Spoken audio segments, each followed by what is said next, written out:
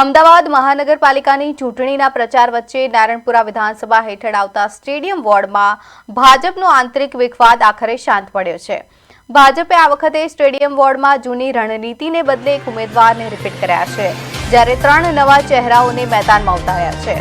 આ ફેરફારને પગલે સ્થાનિક સ્તરે કેટલાક જૂના કાર્યકરો અને આગેવાનોમાં ભારે અસંતોષ જોવા મળ્યો હતો।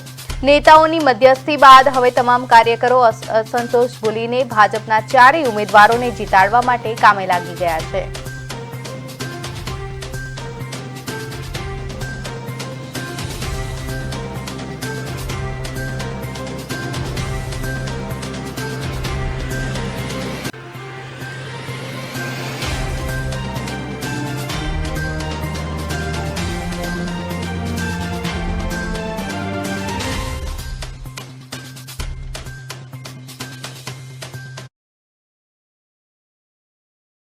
જે માહોલ જોવામાં આવી રહ્યો છે, ભારતીય જનતા પાર્ટીના જે 4 ઉમેદવારો છે સ્ટેડિયમ વોર્ડના, તે તમામ અહીં પ્રચાર અર્થે નીકળ્યા છે। તેમનો પ્રચાર કેવી પ્રકારનો છે અને પ્રજા તેમના માટે કેવી લાગણી અનુભવી રહી છે, તે તમામ મુદ્દે આપણે વાત કરીશું। જે પ્રકારે જે અહીં ઉમેદવારો કાર્યકરો ભેગા થાય તેમની સાથે આપણે વાત કરીશું।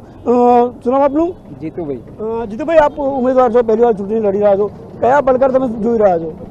કોઈ પડકાર છે નહીં। સ્ટેડિયમ વોર્ડમાં એટલો સરસ વિકાસ છે, જ્યાં બી અમે રાઉન્ડમાં જઈએ ત્યાં પથ્થર paving, road, RCC road, light, પાણી ફૂલ સગવડતા છે। અમારા પૂર્વ જે બી કોર્પોરેટર હતા અહીંયા, એમને એટલો અહીંયા વિકાસ સરસ કામ કર્યા છે કે કોઈ એક ફરિયાદ પણ અમારી સુધી હજી સુધી આવી નથી। એટલે સ્ટેડિયમ વોર્ડ એકદમ સરસ વિકાસના માર્ગે જઈ રહ્યો છે। હજી ચોક્કસ હું તમને પૂછવા માંગીશ કે જે પ્રકારે તમે પ્રચારમાં નીકળ્યા છો, લોકોનો કેવો ઉત્સાહ છે, લોકોમાં કેવી લાગણી છે? લોકોને ખૂબ જ ઉત્સાહ છે અને વહેલી સવારે ગરમીના સમયમાં મતદાન કરવાના સામેથી પ્રોમિસ આપે છે। સામૂહિક મતદાન કરીશું। સોસાયટીઓવાળા ચેરમેન સેક્રેટરીઓ પણ એવું આયોજન કરે છે કે સોસાયટીઓના મોટાભાગના મતદાન અને ફ્લેટોના મતદાન સવારે 10 વાગ્યા પહેલાં કરીશું। એ પ્રમાણે બધા લોકો સામેથી રહીશો અમને વાત કરે છે। એવા કયા મુદ્દા છે કે જે તમે પ્રજા સામે લઈ જશો?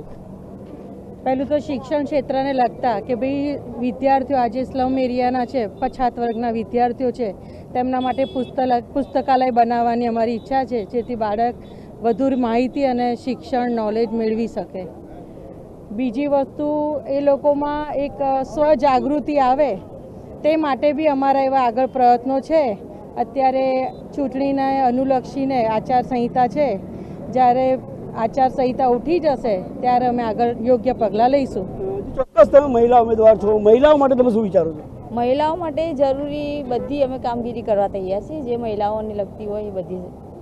કયા પ્રકારની મહિલાઓ માટે યોજના તમે ઈચ્છો કે જેનાથી લોકોની સુખ શાંતિ મળે, મહિલાઓને એક એવો અહેસાસ થાય કે જે ગુજરાતમાં અમે છીએ તો લોકો કરતાં બીજા રાજ્યો કરતાં ખૂબ જ સારી પરિસ્થિતિ છે? અહીંયા આપણે મધ્યમ વર્ગીય મહિલાઓ અને એ વધારે છે, તો એ લોકોની જે જરૂરિયાત હોય એ પૂરી પાડવા પૂરો અમારો પ્રયાસ છે। ચોક્કસ જે પ્રકારે જે 4 ઉમેદવારોએ જણાવ્યું કે જે હાલ જેઓ જે પ્રચારમાં નીકળ્યા છે, પ્રચારમાં તેઓ લોકોની લાગણી ઉત્સાહ ખૂબ જ જોવા મળી રહ્યો છે અને મહિલાઓ માટે પણ તેઓ જે અનુભવી રહ્યા છે કે જે મહિલાઓ પણ આગળ આવે અને મહિલાઓની જે પ્રગતિ થાય તે પ્રકારની તેમની લાગણી એમણે વ્યક્ત કરી છે। કેમેરામેન કરણ દરજી સાથે વિરેન મહેતા,